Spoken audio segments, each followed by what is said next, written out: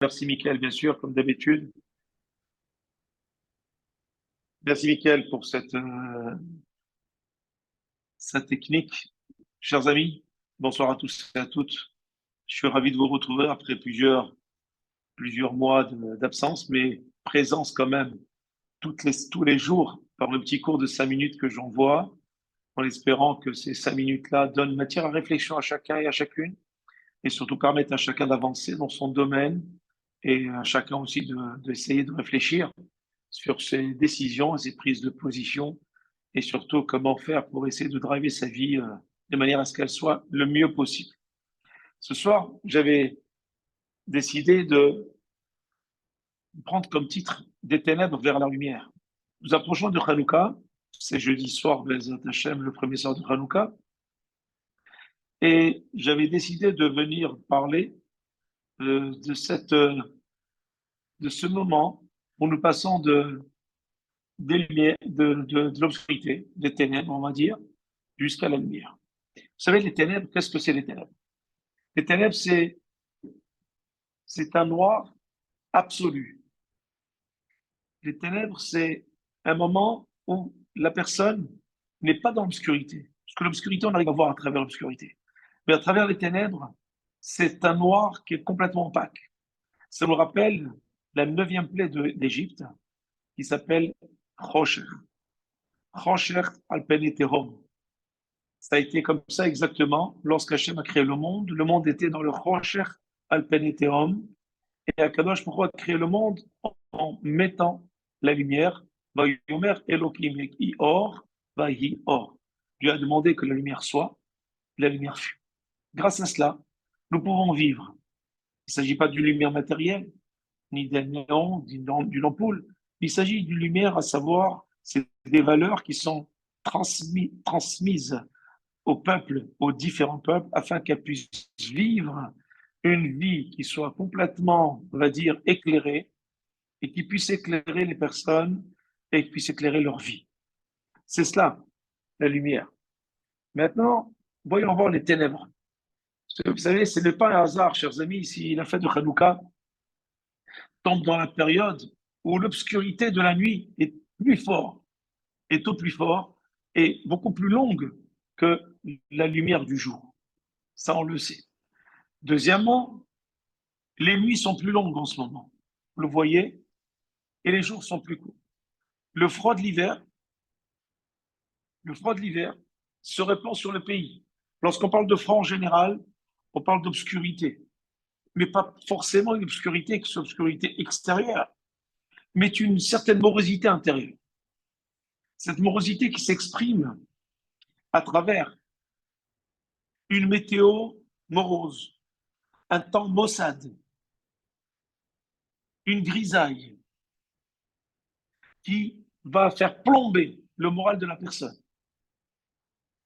Bien plus, on voit aussi que la Lune elle-même, chers amis, pendant cette période, elle n'éclaire pratiquement pas. Pourquoi? Parce que nous approchons les derniers jours du mois hébraïque. Et vous savez que durant le mois hébraïque, la Lune, comment elle s'articule, comment elle grandit, comment elle rapetissait. Le 15 du mois hébraïque, c'est une pleine lune. Dès qu'on va du 15 au 30 mois hébraïque, elle se rapetissit pour carrément un peu disparaître jusqu'au nouveau mois prochain. Donc, puisque la fête de Hanouka tombe le 25 qui se lève, ce soir et demain, nous sommes le 22. La lune, donc, depuis le 15, commence à rapetissir. Donc, nous n'avons même pas la possibilité d'avoir l'éclairage de la lune dans la nuit qui est plus longue que la journée. Ça veut dire que nous sommes dans un moment qui est extrêmement, on va dire, sombre, plus sombre que ensoleillé, plus éclairé que la lumière. Et c'est cela exactement, on approche de Rosh Chodesh, et à ce moment-là, la lune est au plus petit. À cette heure où, justement, quand le soleil se couche, que l'obscurité se répand sur la terre, et que la longue nuit commence, elle dépose une ombre complètement inquiétante sur le monde, et surtout froide, pendant cette période, qu'est-ce qu'on fait nous, le peuple juif, qu'est-ce qu'il fait le peuple d'Israël? Pendant ces moments-là, on sort nos bougies, on sort nos flammes, on sort nos chanoukiyot, et on allume les veilleuses de Hanouka. Le moment le plus obscur de l'année. Pendant la période du mois, la plus obscure du mois. Voilà qu'on est là et on commence à éclairer non seulement nos foyers, mais en faisant de bénédictions pour éclairer aussi le monde qui a tellement besoin de lumière. Et là, on essaie de réfléchir ensemble. Lorsqu'on parle des ténèbres vers les lumières, les ténèbres, ça commence par la métaphysique et ça se termine par les catastrophes, par les esprits les plus obscurs, par les prédicateurs qui provoquent des massacres, par des personnes mal intentionnées qui soutiennent l'obscurantisme et les ténèbres, par des personnes qui sont dans le silence et qui consentent à ce qui se passe tout en restant en silence. Parce que vous savez très bien que qui ne dit mot consent. Pendant ce temps-là, les moments les plus catastrophiques, les moments les plus terribles que le peuple Israël a traversé durant des générations et des générations. Et on peut en citer jusqu'à avoir une liste tellement longue qu'on n'aurait pas le temps de les citer. Depuis la destruction, depuis Abraham, Isaac et Yaakov, qui ont subi aussi des souffrances terribles, surtout Yaakov et Esav, et ensuite les Béné Israël en Égypte et ailleurs, dans le désert avec Amalek contre les Philistins, etc., etc. Et j'en passe.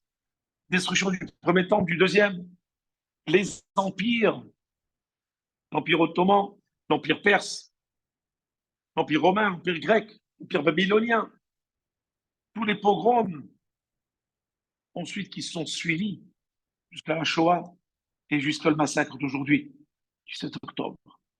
Ce sont des personnages qui ont voulu éteindre les lumières que le peuple d'Israël essaye d'allumer au fur et à mesure par ses connaissances, par son enseignement, par sa transmission, par l'éducation qu'il veut donner à ses enfants, à sa famille et au monde. Ne pas se prétendre être supérieur, mais simplement essayer de partager cette lumière avec ces nations qui veulent bien grandir. Le peuple d'Israël sait se relever. C'est ça qui est paradoxal. C'est dans les moments les plus ténébreux, les plus terribles, qu'Akadosh Baruch Hu a donné la force pour Am Israël. Une force indescriptible et inexplicable de relever les manches et de se relever pour rallumer la flamme de la Torah, pour rallumer la flamme de l'espoir, de la tikva, pour rallumer la flamme de l'amour, de la solidarité, de l'union, de l'enseignement et de la pratique des mitzvot. C'est pour cela, chers amis, on le voit aujourd'hui. Depuis qu'on a eu ce massacre le 7 octobre qui a voulu nous plonger dans des ténèbres terribles, comme il y a 80 ans et comme il y a tellement de pogroms et de catastrophes que nous avons subies, le peuple d'Israël s'est relevé de plus belle, s'est uni, est tombé dans une solidarité exceptionnelle, a fait une teshuva extraordinaire. Alors que le commun des mortels, normalement, si on regarde les donations, lorsqu'il leur arrive une épreuve aussi terrible, s'il leur arrive cette épreuve, alors qu'est-ce qui leur arrive? Qu'est-ce qui se passe? Quelle est leur réflexion première? La réflexion première est simplement que c'est Dieu qui a fait cela, donc on l'abandonne. Hasbe shalom. Donc on se révolte, donc on se rebelle, donc on renie. Le Ham Israël, qui est le peuple de l'inexplicable, qui est le peuple de la transcendance, qui est le peuple de la émouna et du bitachon complet et indescriptible et implacable. C'est à ces moments-là qu'il va chercher au fond de sa émouna, au fond de son histoire, la force de se relever, de repartir et de revenir vers Hachem avec plus de force qu'il ne l'était avant. C'est ce que vous avez vu, c'est ce que vous voyez en Eretz Israël, partout dans le monde. Combien de tchouva, combien de personnes essayent d'amener leur lumière, d'apporter leur lumière. Ce n'est pas parce qu'on veut nous plonger dans des ténèbres qu'on se laisse aller à se noyer dedans. Au contraire, c'est là où on se relève et on va chercher la petite flamme, le petit étincelle qui va nous permettre d'aller de l'avant. C'est pour cela que la marloquette dans la Gemara Shabbat, entre Beth Shammai et Beth Hillel, l'école de Shammai et l'école de Hillel dans le Talmud de Shabbat explique comment doit-on allumer la Hanoukia. Est-ce qu'on doit allumer le premier soir 8 bougies et ensuite on recule jusqu'au 8e soir en allumant une? Ou bien est-ce qu'il faut qu'on allume une le premier soir et 8 le dernier soir en progressant crescendo jusqu'à la 8e? Beth Shammai nous dit il faut allumer 8, ensuite arriver à la dernière, une seule le dernier jour. Beth Hillel nous dit non. Au contraire, il faut allumer d'abord la première, le deuxième soir la deuxième, etc. jusqu'au 8e soir. Pourquoi? Parce que Ma'alim Bakodesh ve'en Moridim. La Gemara continue parce qu'on doit évoluer dans la Gdusha, dans la sainteté, on ne doit jamais régresser. Donc il faut évoluer crescendo, pour rajouter une lumière. Mais normalement, ça ne devrait pas être compréhensible. Parce qu'une personne qui tombe dans la déchéance psychologique, dans une, on va dire, dans une dépression terrible, en voyant et en écoutant et tout en étant touché de cette manière, aurait tendance à ne rien allumer, au contraire, à se laisser aller, à se lamenter, à se plaindre, à se révolter. Mais nous, Ram Israël, le peuple de l'Aïmouna, nous allumons des bougies au moment les plus obscurs, au moment les plus ténébreux. Et on n'allume pas qu'une, on continue le deuxième à allumer une deuxième. Ce n'est pas qu'une deuxième, on continue à allumer une troisième. C'est ce que Bathilel veut nous enseigner. Qu'un effort ne suffit pas. Parce que si on fait un effort et on se laisse aller le deuxième soir, ça veut dire que cet effort fait la veille va s'estomper et s'éteindre. Alors qu'est-ce qu'on fait? On va allumer la deuxième et rendre hommage à la première aussi.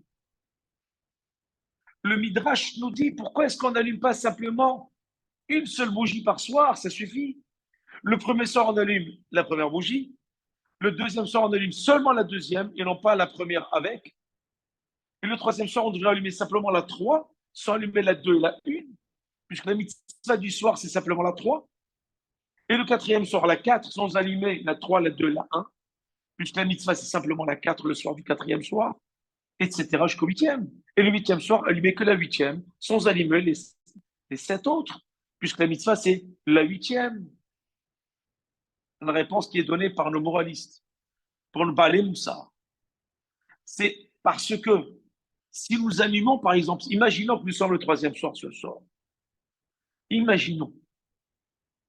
Donc, je fais la bracha, j'allume la 3 d'abord, parce que c'est la lumière du soir. Ensuite, j'allume la 2 et la 1. Ça nous fait 3. Pourquoi j'allume la 2 et la 1? Parce que si j'allume la 2, je fais une bénédiction sur la 3, par exemple. Je fais une bénédiction sur la 3 parce que c'est le troisième soir. Alors, je vais rendre hommage à la 2 et à la 1, je vais les allumer aussi.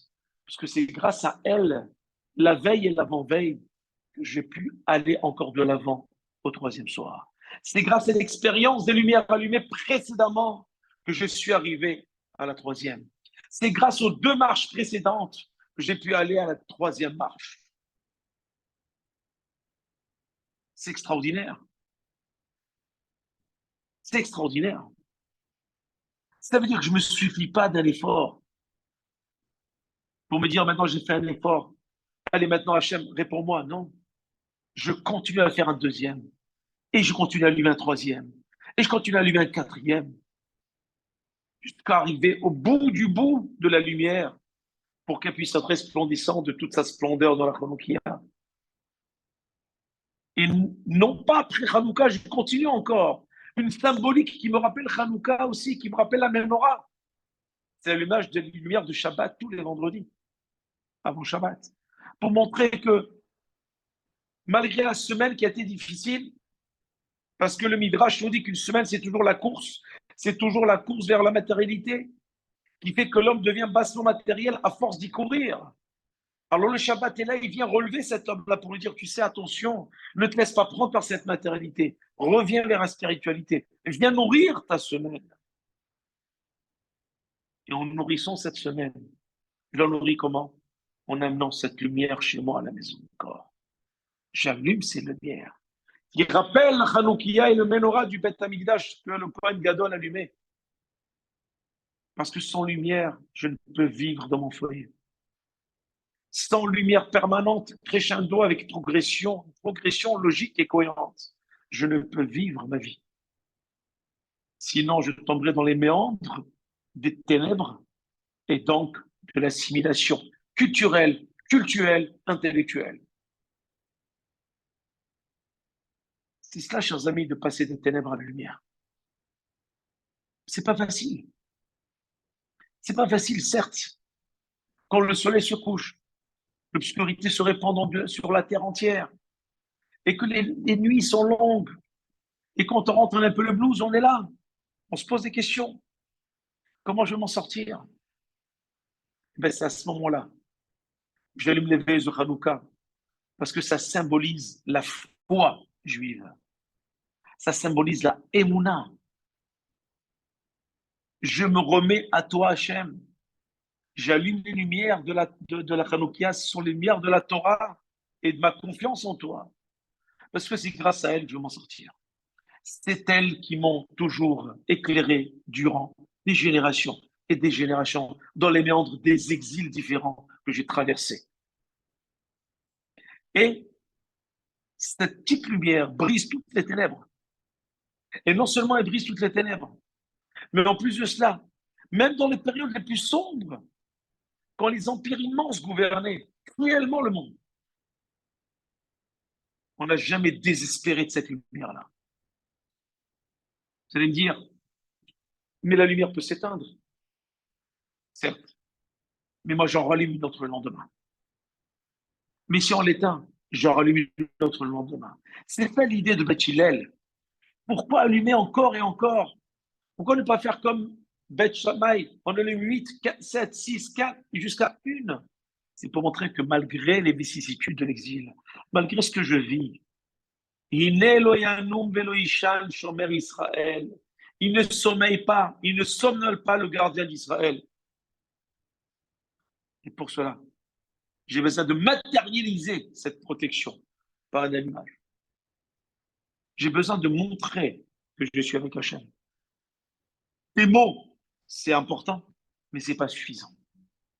Les prières sont importantes, mais ce n'est pas suffisant. Il faut qu'il y ait de l'action derrière. Il faut qu'il y ait de la pratique. Si je fais des prières toute la journée, mais pratiquement, je ne fais rien. Je ne fais pas Shabbat, je n'allume aucune lumière, je ne mange pas cachère, je ne respecte pas la Torah. À ce moment-là, ces lumières ne servent à rien. Ça reste une lumière matérialiste.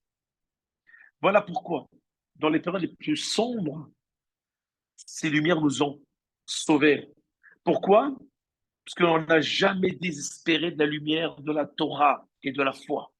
On n'a jamais désespéré. On a toujours gardé en mémoire Naaseh, Ishmael. Et on a continué à apprendre. Et on a continué à enseigner. Parce qu'un peu de lumière repousse une obscurité immense. Rappelez-vous la Gemara, ce qu'elle nous dit. Qu'il y a un Tana de la Mishnah qui a dit que si on arrête d'enseigner, la Torah serait oubliée. C'est ce que Rabbi Akiva a fait.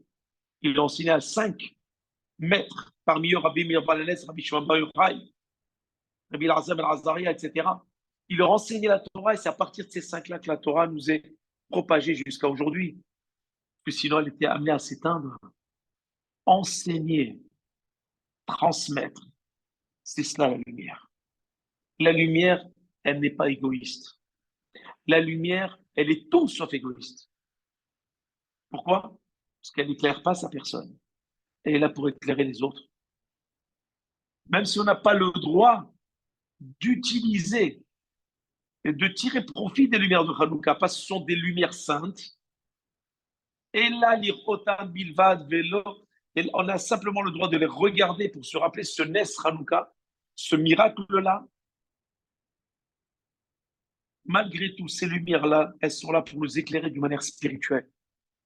Et on se pose la question, pourquoi les Asmonéens, lorsqu'ils ont restauré et repoussé, lorsqu'ils ont repoussé les Grecs, et qu'ils ont restauré le Beth Amikdash, pourquoi ont-ils commencé tout de suite par l'allumage de la menorah? Pourquoi n'ont-ils pas d'abord nettoyé, arrangé, refabriqué, refaire la maçonnerie, les peintures, reprendre tous les ustensiles du Beth Amikdash pour les remettre à leur place? Pourquoi ils ont tout de suite, ils ont été chercher la petite fiole d'huile? C'est pas le moment. Il faut d'abord restaurer tout le Beth Amikdash. Il n'était pas restauré encore. Il y avait juste une petite partie. Pourquoi tout de suite allumer? C'est pour montrer que sans lumière de la Torah, c'est impossible d'avancer. D'abord, j'allume la Torah. D'abord, j'éclaire la génération de la Torah. Je leur apporte la vérité. La restauration des lieux matériels se fera après. Elle n'est pas si importante. Le Beth Amikdash nous dit à Kadosh Baruch Hu, il n'est rien si le peuple d'Israël ne respecte pas la Torah. C'est pour cela d'ailleurs, en prenant nos distances avec Hachem, malheureusement, on a eu destruction du premier temple et destruction du deuxième temple. Parce que le temple ne tient que grâce à la pratique et à la lumière que le peuple d'Israël apporte. Et non pas c'est ce qui se passe simplement dans le Beth Amikdash. Voilà pourquoi dans chaque maison, nous repoussons les ténèbres avec ces lumières de Hanouka. Et ne pensez pas une seconde que parce que nous avons certaines petites lumières dans les maisons, que ça éclaire rien. Spirituellement parlant, c'est symbolique. Ça vient montrer, lorsque c'est fait avec beaucoup d'études et avec beaucoup d'enseignements et de préparation, ça vient montrer combien, dans les moments les plus terribles, nous gardons foi en Kadosh Baruch Hu. Combien de solidarité, chers amis, aujourd'hui en Eretz Israël et dans le monde, dans toutes les communautés juives. Combien d'enfants aujourd'hui sont en train d'apprendre des psaumes de David, Télim. Combien de prières dans le monde entier. Combien maintenant de solidarité, d'union et de paix dans le peuple d'Israël. Combien de personnes qui commencent à porter le talit katan, à manger kasher, à faire Shabbat. Combien de femmes ont décidé de s'habiller ludiquement et de se couvrir la tête. Combien? Des milliers aujourd'hui. Vidéos à l'appui, témoignages à l'appui, explications de leur part, expliquant combien Hachem les a protégés dans ces moments-là. Combien ils se sont rendus compte à travers cette claque qu'on a reçue. Nous les étions dans les ténèbres, croyant qu'on était à l'avant-garde de la modernité. Et qu'on a compris à travers cette catastrophe que nous devons nous remettre à Hachem. Parce que sans lui, pas d'espoir, pas de répit et pas de délivrance. Voilà pourquoi, chers amis, c'est cette Torah Shibirtav, la Torah orale, qui est remise en exergue grâce à ces mitzvot qui sont Midei Rabbanan, puisque Hanouka, c'est Midei Rabbanan. Ce sont nos sages qui ont institué Hanouka. Alors, la Torah chez Béalpé reprend toute sa splendeur. Pour montrer justement la Torah chez Birtav, la Torah écrite, certes, elle est pratiquée, elle a toute son importance.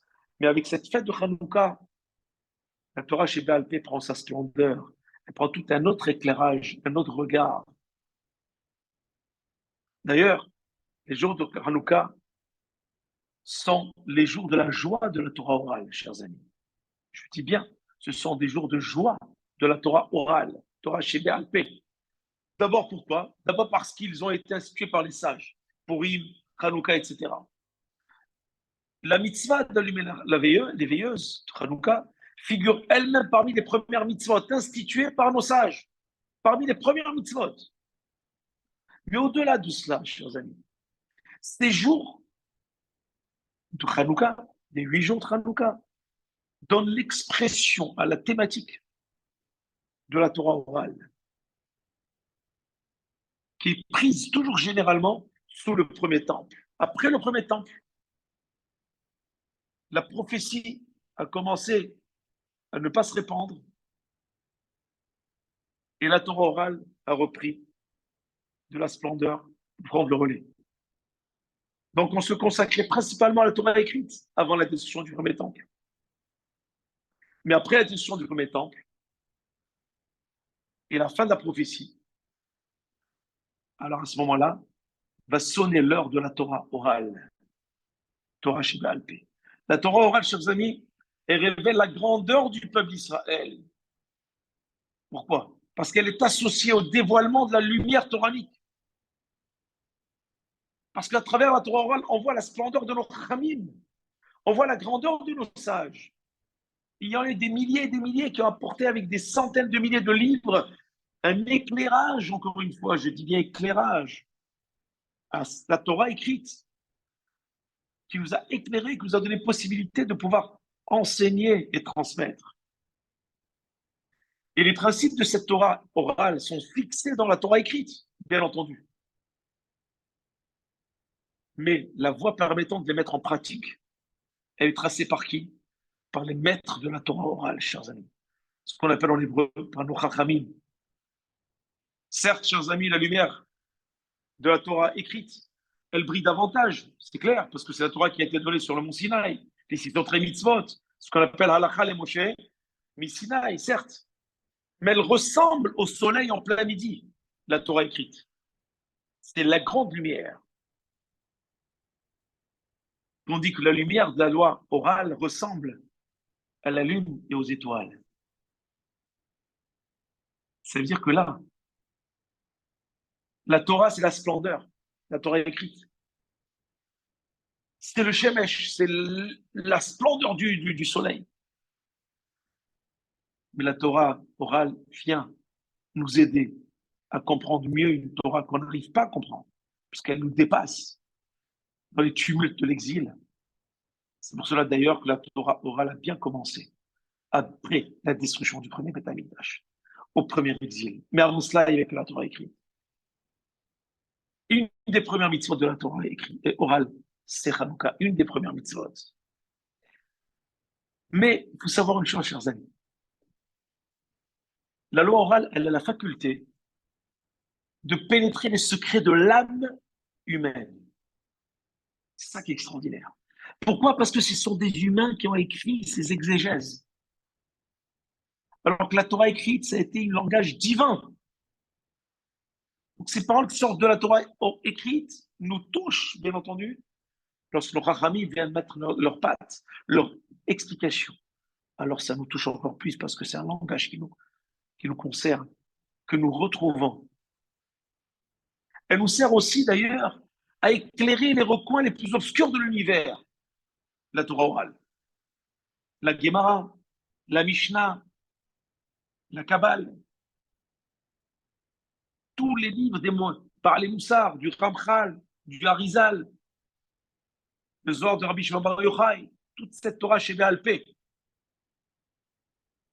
Durant la période d'ailleurs du deuxième temple, chers amis,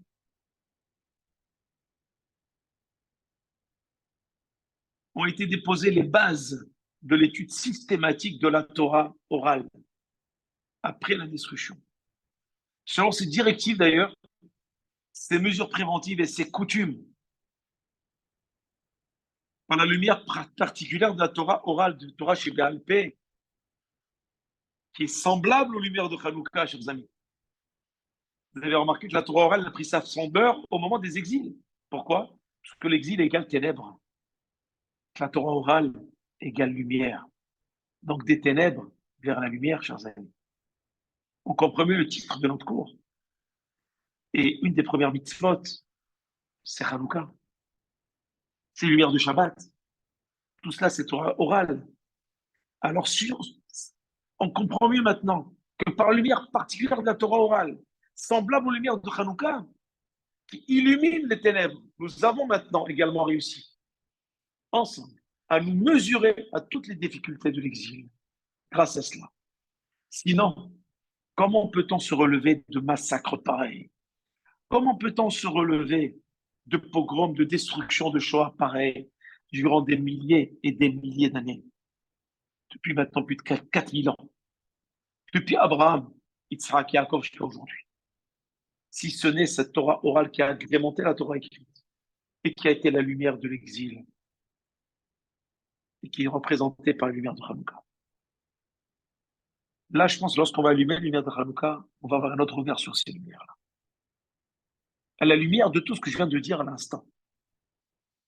À la lumière, sous cet éclairage, on comprend mieux maintenant combien cette petite flamme, cette petite veilleuse, sont chères à notre cœur, nous permettent de traverser, sans faire des coups d'éclat, mais avec humilité, les siècles. Ces idées que je viens de développer, chers amis, sont enfouies au sein de Hanouka, au sein de cette fête. C'est une fête qui revêt des secrets exceptionnels, un code exceptionnel. On n'imagine pas la puissance de cette fête. On n'imagine pas combien en allumant cette petite bougie avec ses berachot, ses bénédictions, avec les prières qu'on peut faire, avec les larmes qu'on peut verser devant ces lumières. Combien Kadosh Baruch Hu est sensible. Il nous remémore tout ce qu'on a vécu pendant des générations.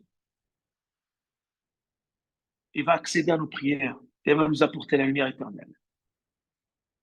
Donc ces idées-là sont enfouies dans la fête de Hanouka, on a dit.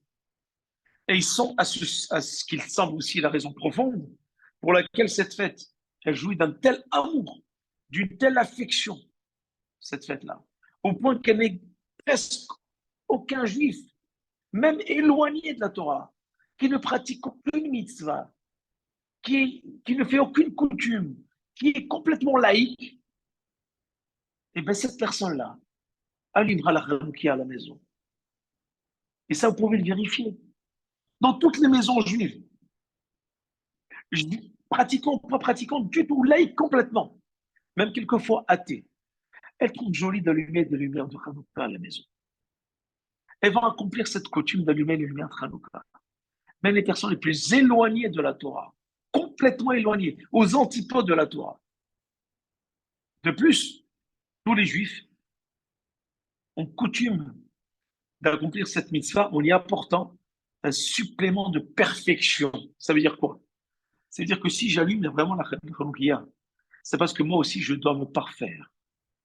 J'allume pas simplement pour éclairer la maison, mais j'allume pour m'éclairer moi-même, éclairer ma route, éclairer ma réflexion, éclairer si quelque part dans ma tête il y a des zones ténébreuses. Je suis éclairé dans certains domaines, mais il y a d'autres zones dans ma tête qui sont ténébreuses. Alors il faut en profiter pour donner une zone d'éclairage à ces zones dans l'esprit qui sont ténébreuses. Ça permet à l'homme de pouvoir avancer dans sa réflexion, avancer dans sa vie, avancer dans son travail spirituel, avancer dans son travail vis-à-vis d'Hachem, vis-à-vis de son prochain. C'est ce qu'on dit. L'adlik ner Hanouka. C'est l'action. Je vais allumer la bougie de Hanouka. Ça veut dire quoi, allumer une bougie de Hanouka?